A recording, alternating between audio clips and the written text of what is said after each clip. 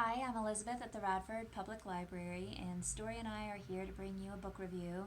It's a book that is so intense that Story just she had to take a nap, but I'm going to go ahead and talk to you just for a couple of minutes about this book titled I'm Thinking of Ending Things. It's written by Iain Reid. It came out in 2016, and NPR gave it the Best Book of the Year nod.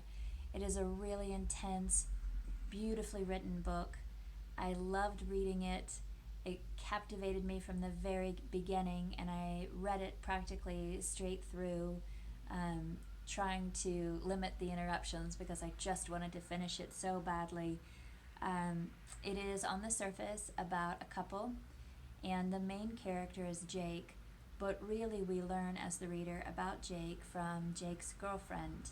So her first person narration is primarily about Jake, and we know so little about her, what her name is, what her profession is. Uh, but I'm thinking of ending things, theoretically, comes from the girlfriend taking this trip to go meet Jake's parents for the first time, not really knowing that she wants to stay with Jake. And so the very first sentence from Jake's girlfriend's point of view is I'm thinking of ending things. Once this thought arrives, it stays, it sticks, it lingers, it dominates. There's not much I can do about it. Trust me, it doesn't go away. It's there whether I like it or not. It's there when I eat, when I go to bed. It's there when I sleep. It's there when I wake up. It's always there, always. So she takes this trip with Jake, and as the reader, you get to hear, see, read all of her thoughts about Jake, which are primarily that he's a good man, he's smart person, he is kind, he is funny. She's really happy with him on many levels, but there's just something that's not quite sitting right with her.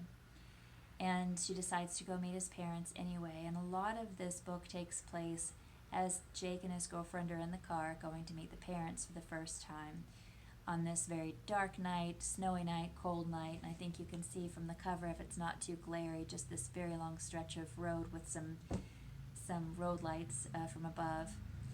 And I have watched some interviews with the author after finishing this book because I was curious about why he wrote this and what he was thinking.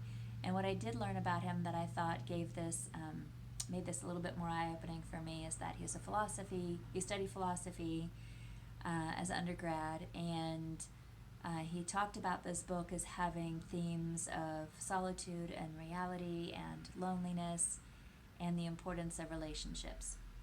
So that's all I know to tell you about that. It will make more sense when and if you decide to read this book.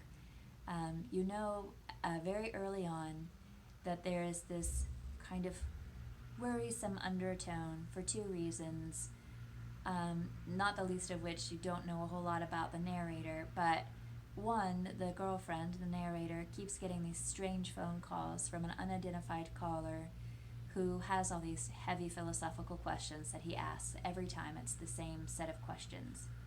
The second thing is that the book is interspersed with chapters of dialogue from these unidentified speakers talking about this event that's violent or definitely tragic, worrisome, unexpected, so you don't know who it involves, where it happened, but just that these people are very moved and impacted by it. So there are all these undercurrents that make this book very tense. There's this tenor of suspense throughout the entire thing. If you're interested in that kind of thing with really beautiful literary writing, then I'm Thinking of Ending Things might be something you want to try. It's written by Iain Reid. It was just picked up recently by Netflix and made into a movie by Charlie Kaufman, who did The Eternal Sunshine of a Spotless Mind.